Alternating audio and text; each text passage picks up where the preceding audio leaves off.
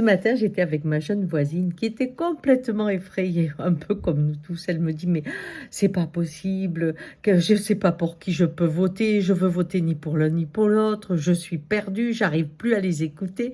Ah, j'ai dit: Tu sais, c'est les vibrations». Elle me dit: «Oui, mais comment t'expliques que Marine ne fasse plus peur, par exemple? Tu te rends compte? Bon, le» elle me dit: «Macron, lui, je comprends, hein, ça fait 5 ans qu'il nous maltraite, mais Marine, comment elle est arrivée là? Enfin», me dit: «Tu t'imagines, elle est élue, tu as Poutine qui lui envoie un télégramme de félicitations». Elle me dit: «Moi, je meurs, quoi.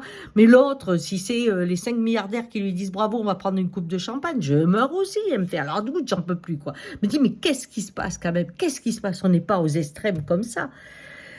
J'ai dit: «Je peux te répondre, pas en politicienne, je ne le suis pas, mais je peux te raconter l'histoire avec le regard de l'Indien. Parce que le regard de l'Indien pense au mécanisme d'écoute.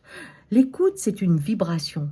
Selon comment j'écoute, je comprends, des fois j'entends même des mots qui n'existent pas, je transforme, je réagence l'information que l'autre me donne». Elle me dit: «J'y comprends rien, Ghislaine. La vibration, eh bien, prenons la vibration de Marine.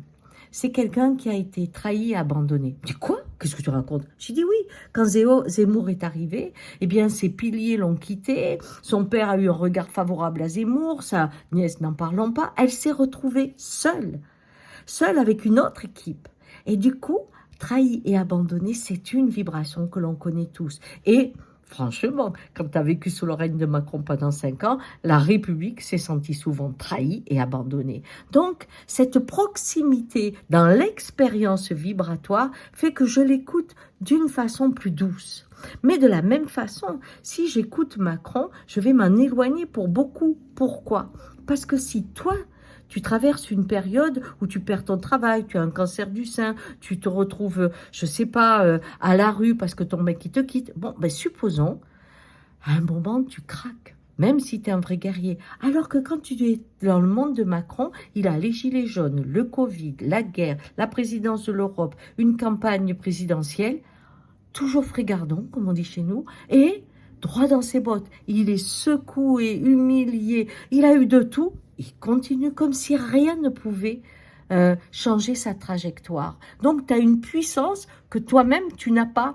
Et elle te rappelle le nombre de fois où il est malveillant pour ceux qui n'ont pas cette façon d'être peu touchés par le monde, tout dans la tête. Nous, on est des êtres qui pouvons tomber par terre quand la vie nous bouleverse. On sait se relever. Et c'est là où Marine tombe et se relève. Macron est toujours debout. C'est deux vibrations différentes. Et si on faisait l'expérience de prendre le ton, la musicalité de Marine, hein, son discours, et qu'on le mettait dans la bouche de Macron, et l'inverse, tu te rendrais compte qu'à ce moment-là, tu écouterais Macron d'une façon beaucoup plus attentive et ouverte, si tu es le péniste, et inversement, si tu es macroniste et que tu écoutes Marine parler avec le ton de Macron, eh bien, tu l'écouterais bien mieux, parce que nos vibrations nous empêchent de rentrer dans un schéma tout simplement raisonné.